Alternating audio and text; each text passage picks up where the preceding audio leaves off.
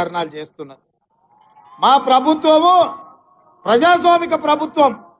ప్రజాస్వామ్యంలో ప్రతిపక్షాలకు స్వేచ్ఛనివ్వాలి అని మా ప్రభుత్వం అనుమతిస్తేనే ఇందిరా పార్కు ధర్నా చౌకులో ఆమె కవితమ్మ ధర్నా చేసింది. మీ అయ్యి ఉన్నప్పుడు ఎప్పుడైనా ఎవరికైనా అవకాశం ఇచ్చిండ్రా అమ్మ? ఎవరితోనైనా మాట్లాడిర్రా? ఎవరికైనా కనిపించినా మీ అయ్యా? ఇవాళ ఆడబిడ్డలకు అవకాశం లేదంటవా? 2014 నుంచి 2019 వరకు మంత్రివర్గంలో ఒక మహిళ కూడా లేదు. ఆయల్లో ఏడిపోయిందమ్మా నీ తెలివితేటలన్నీ? ఆయల్లో నీకు శాత కాలేదా మీ నాయనని అడగనికే? అయ్యా ఒక మంత్రిని ఈ మంత్రివర్గంలో అని. అది మాత్రం శాత కాదు. 90 రోజులు కాలేదు. ఓ దిక్కు 6 అడుగులైనా, ఓ దిక్కు పోయడముతైనా, ఇంకొక దిక్కు కవితమ్మ. వీళ్ళందరూ బయలుదేరిండ్రు మనతో కొట్లాడతారంట. ఏందా కొట్లాడేది? మీ శాతం అయితే మీరు ఏం చేసిరో చెప్పుర్రి. ఇక ఆయన మేడిగడ్డ 3 పిల్లర్లు పోయినాయి. 3 పిల్లర్లు పోయినాయి కాబట్టి అవి కట్టురని. ఎందుకు తొందర పడుతున్నావు కేసీఆర్? బండారం బయట పడుతుందనా? మేడిగడ్డ కాస్త మేడిపండు అయింది, మొత్తం కుప్పగూలుతుంది, మళ్ళీ వాన వస్తానా? ఆయన ఉద్దేశం అంతా ఆయన కట్టింది కుంగింది, అన్నారం పగిలింది కాబట్టి అర్జెంటుగా దానికి పూత ఊసి హరేక్ మాల్తోని దాన్ని రిపేర్ చేసి ఇక అయిపోయింది, మా చేతులు ఏం లేదు, మొత్తం వాళ్ళదే అని మా మీద నెట్టనికనా? అందరం కలిసి పోయినాం కదా, శాతనైతే అల్లు వచ్చేది ఉండే. ఏమైందో మేడిగడ్డలా చూపించటోళ్ళం. ఇవాళ రిపేర్ చేయి అంటుండు. రిపేర్ చేయడానికి అది వనికి రావాలి కదా. అదేమన్నా అక్కర కొత్తదో అక్కర రాదో ఇవాళ అధికారులు చెప్పాలి కదా. ఢిల్లీ నుంచి నిపుణులు వచ్చారు, వాళ్ళు వాటిని పరిశీలిస్తారు. ఉన్నది రిపేర్ చేస్తే నడుస్తుందా, మిగతాది కూడా కుంగిపోతుందా, మొత్తం గులగొట్టి కట్టాలనా లేకపోతే దాన్ని రిపేర్ చేయాలనా అని ఇవాళ అడగాలనా లేదా? ఇవాళ మనం ఇల్లు కడితే 8 పిల్లర్లు పెట్టి కడితే ఓ దిక్కు 2 పిల్లర్లు భూమిలో గుంగిపోతే మిగతాది చక్కగా ఉంటుందా? మిత్రులారా, మనం కూడా ఇల్లు కట్టిన వాళ్ళమే, సంసారం చేసిన వాళ్ళమే కదా. సాధ్యమా? ఇవాళ నీళ్ళు ఎట్లా నింపుతారా? ఓ దిక్కు మొత్తం బలిగిపోయి దాంట్లో నీళ్ళు నింతాయా? చెరువు నిండితే అలిగెళ్తే కూడా నీళ్లు పోతాయి. తూము పగిలిపోతే మొత్తం అంతా బాగానే ఉంది కానీ తూము బొక్క పడితే నీళ్లు ఉంటాయా? ఇవాళ మేడిగడ్డ కూడా దాదాపుగా 10 పిల్లర్లు భూమిలకు 2 మీటర్లు కుంగిపోయినాయి. అవన్నీ దాచిపెట్టి ఇవాళ ఆయన మేడిగడ్డ బాగానే ఉందంటు. ఆయన మాటలు చూస్తుంటే పనిమంతుడు పందిరేస్తానంట, కుక్కతో కలిగి కూలిపోయిందంట. మనం నాగార్జున సాగర్ కట్టినాము, శ్రీశైలం కట్టినాము, ఎస్ఆర్ఎస్పి కట్టినాము, శ్రీరామ్ సాగర్ కట్టినాము. ఇట్లా ఈ తెలంగాణ రాష్ట్రంలో 40 ఏళ్ళు 50 ఏళ్ల కింద జూరాల కట్టినాం ప్రాజెక్టు. 40-50 ఏళ్ళైనా ఎన్ని తుఫాన్లు వచ్చినా గట్టిగా నిలబడి ఉన్నాయి.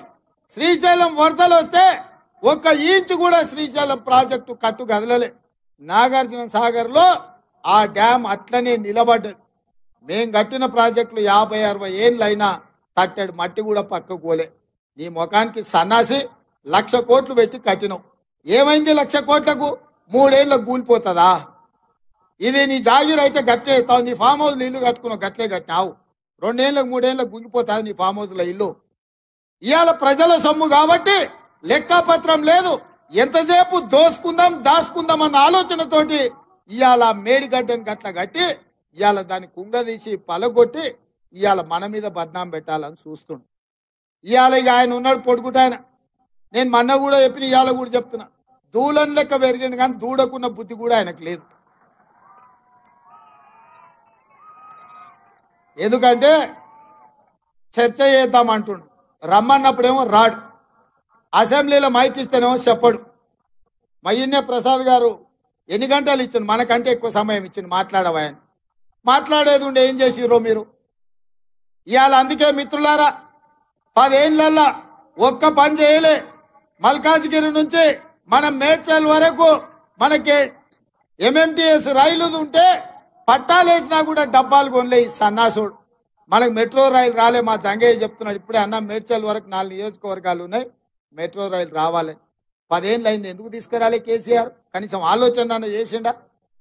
ఇవాళ మన ప్రాంతంలో జవహర్ నగర్ డంపింగ్ యార్డు, ఆ నీళ్లతోని పక్కలున్న గ్రామాలు కలుషితం అయిపోయి చెరువులలో చేపలు బతికేటట్లేదు, ఊర్లలో మనుషులు బతికేటట్లేదు. కనీసం కాదాన్ని కూడా చక్కగా దిద్దలేకపోయినా సన్నాసి జవహర్ నగర్ డంపింగ్ యార్డ్ల. ఇలా ఏదన్నా చూడండి, మన ప్రాంతంలో వాళ్ళు వచ్చినాక నష్టం జరిగింది. ఇవాళ హైటెక్ సిటీ దిక్కు కోకాపేట, మంచిరేవుల, పుప్పాలగూడ, నార్సింగ్లో 100 కోట్లు ఎకరం పోతుంది. మరి మేడ్చల్ దిక్కు 10 కోట్లకు కూడా ఎందుకు పోతలేదు? ఈ ప్రభుత్వం ఈ ప్రాంతానికి రావాల్సిన ఫ్లైఓవర్లు, రోడ్లు వైడనింగ్ చేయకపోవడమే కదా. అందుకే ఇవాళ కరీంనగర్, ఆదిలాబాద్, మెదక్ ఈ ప్రాంతాలకు పోనీకే పెద్ద పెద్ద స్కైవేలు కానీ, పెద్ద రోడ్లు కానీ ఇవాళ మనం రాగానే ఈ ప్రాంతాన్ని అభివృద్ధి చేయాలి. మనం కూడా కోకాపేటలో ఎట్లయితే 100 కోట్లకి ఎకరం భూమి పోతుందో మన ప్రాంతంలో కూడా ఐటీ ప్రాజెక్టులు రావాలి, ఐటీ కంపెనీలు రావాలి, మన భూముల విలువ పెరగాలి, మనం బాగుపడాలి. హైదరాబాద్లో ఉన్న చెత్త అంతనేమో మన ఊర్లో పోస్తారంట, హైటెక్ సిటీ ఏమో కోకపేటలో కడతారంట. మరి ఈ మేడ్చల్ ప్రాంతం ఏం పాపం చేసిందా? ఈ ప్రాంతం అభివృద్ధి చెందుందా? హైదరాబాద్ నగరానికి నలుదిక్కుల అభివృద్ధి రావద్దా? ఆయల్ల కాంగ్రెస్ ఉన్నప్పుడే కదా ఔటర్ రింగ్ రోడ్ కట్టింది, హైటెక్ సిటీ తెచ్చింది, లేకపోతే అంతర్జాతీయ ఎయిర్పోర్ట్ కట్టింది. జీనోమ్ వ్యాలీ ఈడ మనం ఉన్నప్పుడే కదా వచ్చింది. తుర్కపల్లిలో మా వేణి ఇన్నే ఉన్నట్టున్నాడు సర్పంచ్. ఇవాళ జీనోమ్ వ్యాలీలో వేలాది మందికి ఇవాళ ఉద్యోగాలు వస్తున్నాయంటే కాంగ్రెస్ ఉన్నప్పుడే కదా ఈ ప్రాంతానికి తెచ్చిందని నేను అడుగుతున్నా. ఇవాళ ఈ ప్రాంతం అభివృద్ధి చెందడానికి, ఈ ప్రాంతంలో తాగడానికి గోదావరి జలాలు రావడానికి కాంగ్రెస్ పార్టీ కాదా? అందుకే మిత్రులారా ఇవాళ ఆలోచన చేయండి. ఎవడెవడో వస్తాడు, ఏదేదో చెప్తాడు, ఎవరిని నమ్మకండి. ఇవాళ మన ప్రభుత్వం ఉంది. మీ సమస్యలు తెలిసిన ప్రజాప్రతినిధి ఇక్కడ మీ అన్న, మీ తోడుగుండే మీ సోదరుడు ఇవాళ ముఖ్యమంత్రిగా ఉన్నాడు. తప్పకుండా ఈ ప్రాంతాన్ని అభివృద్ధి చేసే బాధ్యత కాంగ్రెస్ పార్టీ తీసుకుంటుంది. ఈ ప్రాంతానికి ఏమేం కావాలో లెక్క రాసుకొని బరాబర్ మీకు మంజూరు చేసి ఈ ప్రాంతాన్ని అభివృద్ధి చేసే బాధ్యత మేము తీసుకుంటామని నేను చెప్పదలుచుకున్నా. అందుకే మిత్రులారా రాబోయే ఎన్నికల్లో మీరు ఆలోచన చేయండి. ఇవాళ రాష్ట్ర ప్రభుత్వమే కాదు, పార్లమెంటులో 14 మంది మన కాంగ్రెస్ వాళ్ళు ఉంటే ఎవరున్నా ప్రభుత్వం, పొత్తుల ప్రభుత్వం మనమే వస్తుంది. ఇవాళ మోడీ 400 సీట్లు వస్తాయి అంటుండు. 400 సీట్లు వస్తే పొత్తు పెట్టుకోనికి చంద్రబాబు నాయుడు ఎందుకు? ఒరిస్సాలో నవీన్ పట్నాయక్ ఎందుకయ్యా నీకు? నీ సంసారం చక్కగా ఉంటే ప్రతి రాష్ట్రంలో ఒక్కొక్కరిని కలుస్తున్నావు కదా. మహారాష్ట్రలో శివసేనని చీల్చినావు, ఎన్సీపీని చీల్చినావు, కర్ణాటకలో పోయి దేవగౌడతో పొత్తు పెట్టుకున్నావు, ఆంధ్రప్రదేశ్లో పోయి చంద్రబాబు నాయుడుతో పొత్తు పెట్టుకున్నావు, ఒడిశాలో పోయి నవీన్ పట్నాయక్తో పొత్తు పెట్టుకున్నావు, బీహార్లో పోయి నితీష్ కుమార్తో పొత్తు పెట్టుకున్నావు, ఉత్తరప్రదేశ్లో పోయి అప్నాదల్ అనుప్రియ పటేల్తో పొత్తు పెట్టుకున్నావు. ఇవాళ ఎన్డీఏ మొత్తం అతుకుల బొంత కాదా? ఇవాళ నిజంగానే నరేంద్ర మోడీ భారతీయ జనతా పార్టీ 400 సీట్లు గెలిచేటట్టుంటే ఈ అతుకుల బొంత ఎందుకు కడుతుండు? ఇంతమందిని ఎందుకు అడుక్కుంటుండో ఒక్కసారి ఆలోచన చేయండి. మనందరం కూడా రాజకీయ నాయకులమే కదా, సర్పంచులమో, ఎంపీటీసీలమో, కౌన్సిలర్లమో, కార్పొరేటర్లమో అయినోళ్ళమే కదా. మనం ఇల్లు తిరిగి అడుక్కుంటున్నామని అంటే మనం ఓడేటట్టు ఉంటేనే కదా మనం ఇల్లు పోయి అడిగేది, శత్రువు ఇంటికి కూడా పోయి.